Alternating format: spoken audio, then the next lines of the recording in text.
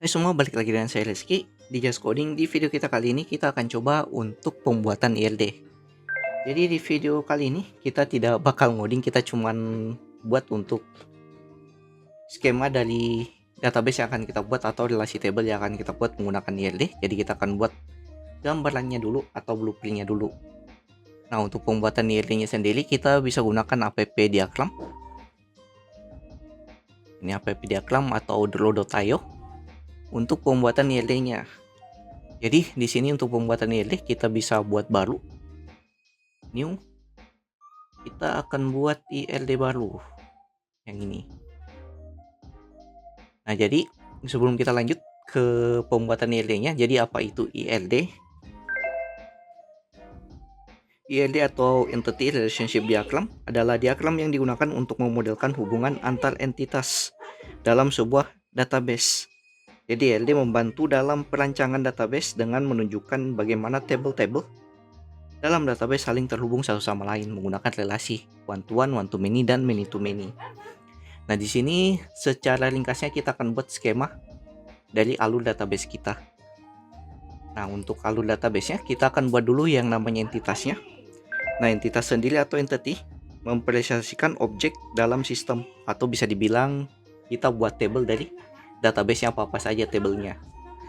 Nah, sini kita akan buat, kita masuk ke bagian advance entity relationship. Di sini kita akan buat beberapa entity yang akan kita buat. Nah, karena di sini saya ingin buat aplikasi blog, maka saya akan buat entity-nya. Contoh ada 3. Yang mana entity pertama mungkin saya akan buat untuk user, untuk melakukan loginnya nanti. Kemudian ada entity untuk artikel dan kategori. Dan satu lagi mungkin yaitu tag. Kita buat lagi table dengan nama entity yaitu tags. Nah, ini kita sudah buat entity-entity-nya. Kemudian kita buat atribut-atributnya dan kita kasih primary key atau kunci utamanya dan foreign key-nya, yaitu relasi antar table-nya. Nah, pertama kita atur dulu di user. Di sini user kita kasih dengan primary key, kemudian kolomnya ID, dan kita buat tipe datanya UID. Nah, kemudian di user biasanya ada inputan-inputan apa saja. Di sini ada inputan name dengan tipe data yang ada di database nanti, varchar 255. Kemudian email varchar 255. Kemudian password 255. Ini tipenya belum, kita buat dulu tipenya varchar 255.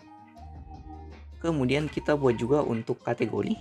Nah, di kategorinya mungkin di sini ada ID, UID, kemudian mungkin nama dari kategorinya dengan tipe data varchar 255.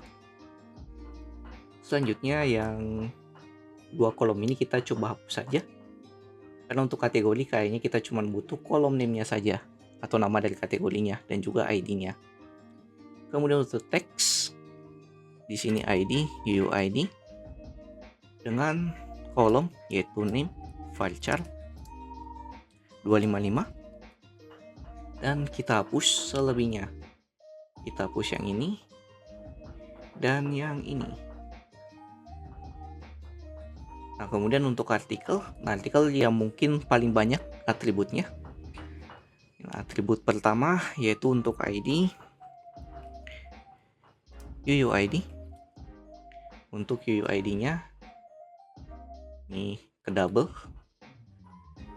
Kemudian mungkin judul dari artikelnya, title varchar 255, dengan kita buat juga dia unik atau dia harus berbeda dengan satu title dan title lain nanti di database-nya atau di table artikelnya. Jadi tidak ada title yang sama. Kemudian konten dari artikelnya dengan tipe data teks. Kemudian status, di sini dia berupa enum, pending, sukses, dan cancel. atau mungkin 2 saja. Pending atau sukses, apakah kita tampilkan atau kita pending dulu. Kemudian kita buat lagi kolom lainnya. Di sini kita bisa tambah kolomnya yang ini, yaitu untuk kolom image untuk gambarnya tipe data varchar 255, dan dia bisa dibuat kosong, null label. Kemudian 2 kolom lagi, yaitu kolom created at dan juga updated at-nya, kapan data tersebut dibuat dan kapan terakhir kali data tersebut diupdate.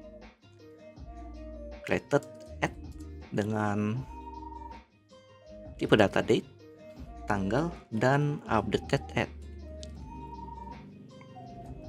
dengan tipe data tanggal juga. Nah, jadi kita buat seperti ini untuk artikelnya. Nah, selanjutnya setelah kita buat entity dan juga atribut-atributnya dan juga kunci utamanya atau primary key-nya, selanjutnya kita akan buat yang namanya relasi antar tabelnya. Nah, relasi antar tabelnya di sini untuk IRT sendiri ada 3 relasi dasar, yaitu one to one atau satu ke satu, kemudian ada one to many, satu ke banyak, dan many to many, banyak ke banyak. Nah, untuk one to one sendiri kayaknya kita butuh satu entity lagi, yaitu untuk profile. Di sini profile dengan kolom ID, UUID. Kemudian di sini untuk profile mungkin untuk umur, integer, dan biodata dengan tipe data teks. Mungkin seperti ini, 2 saja. Nah, kemudian kita akan buat relasinya. Nah, untuk relasinya sendiri kita akan hubungkan berdasarkan foreign key-nya. Dan sudah ada di sini untuk garis relasinya. Jadi ada garis relasi one to one yang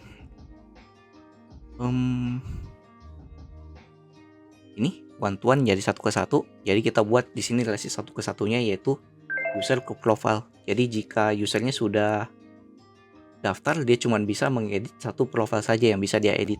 Jadi relasinya one to one atau satu ke satu. Kita atur dulu di sini. Kita buat dulu untuk satu kolom lagi, yaitu untuk foreign key-nya yang mengarah ke usernya. Ini kita buat dulu satu kolom.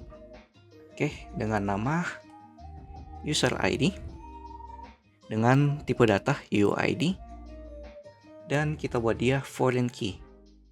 Nah, kemudian kita atur garis relasinya. Nah, garis relasi one to one sendiri seperti ini.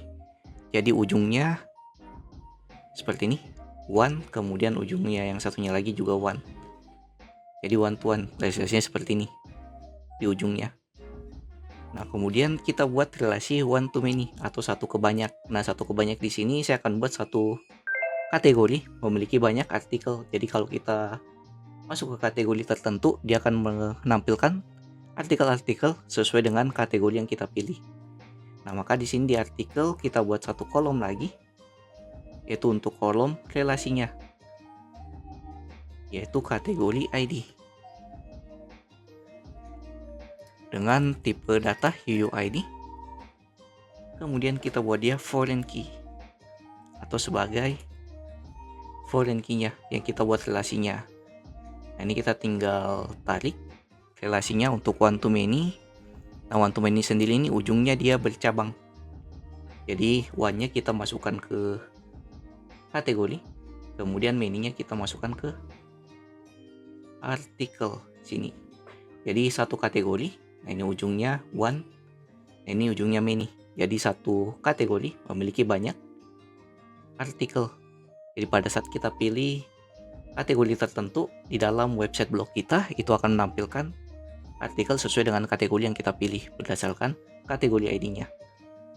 Nah, kemudian yang terakhir yaitu relasi many to many. Nah, relasi many to many ini sendiri itu agak unik karena kita butuh yang namanya garis penghubung antar satu kolom ke kolom lainnya yang disebut dengan table pivot.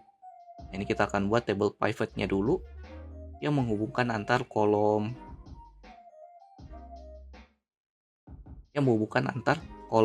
artikel dan juga table tags-nya. Jadi kita buat satu artikel dapat memiliki banyak tags dan tags juga dapat dimiliki di artikel-artikel lain. Nah, kita butuh table pivot di sini. Kita buat lagi satu table dengan nama tabelnya yaitu artikel tag. Dan untuk kolom-kolomnya di sini kita buat untuk ID-nya dulu. Di sini ID-nya dengan UID sebagai kunci utama, dan kita buat do foreign key yang akan memasukkan nilai dari ID dari tagsnya, tag ID, tagnya apa, kemudian artikel ID-nya apa sebagai foreign key-nya. Nah, untuk kolom yang keempat ini kita hapus. Ini kita kasih juga untuk tipe data UID, sini juga UID, dan di sini dia berupa foreign key. Satu foreign key ke tag dan satu lagi foreign key ke artikel. Yang mana relasinya ini kita buat one to many antar tag dan juga artikel tag, dan juga artikel dan artikel tag. Nah, kita buat relasinya one to many karena satu tag itu dapat dimiliki oleh banyak artikel nantinya, dan artikel juga dapat memiliki lebih dari satu tag. Nah, jadi kita akan buat relasinya one to many antar keduanya. Nah, di sini juga dulu one to many antar tag dan juga tag ID seperti ini. Dan relasi kedua antar artikel dan juga artikel tagnya. Ini kita buat lagi relasi antar ID yang ada di sini yang jadi one, kemudian di sini many. Seperti ini untuk relasi yang akan kita buat. Nah, mungkin akan bakal ada tambahan lagi ya, seperti mungkin table row, kemudian table comment, dan seterusnya kalau kita ingin menambahkan fitur-fitur dari aplikasi kita. Cuman untuk sekarang kita buat saja sesimpel seperti ini dulu untuk aplikasi kita. Nah, di video berikutnya kita akan buat fitur untuk kategorinya di dalam Nest.js kita, yaitu fitur CRUD-nya, yaitu create, read, update, dan juga delete.